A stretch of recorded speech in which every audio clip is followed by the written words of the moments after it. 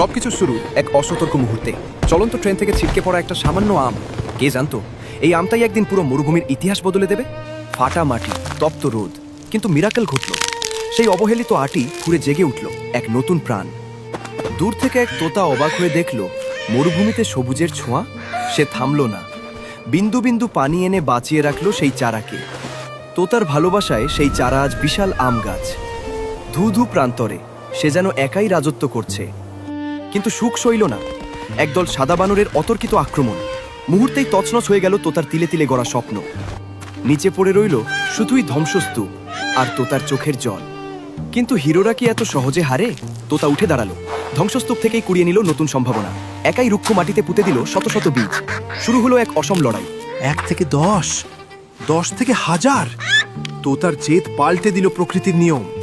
মরুভূমি আজ আম বনের রাজ্য। হাজারো পাখি আজ সেখানে মেতেছে উৎসবে। শুধু একা বসে সেই নায়ক, তার সৃষ্টি আজ সার্থক। কিন্তু আক্ষেপ একটাই, একটা আম মরুভূমি বদলাতে পারে, কিন্তু আপনাদের মন কি বদলাতে পারবে না? বন্ধুরা, এই তোতার হার না মানা লড়াইয়ের জন্য একটা লাইক আর ফলো কি হতে পারে না?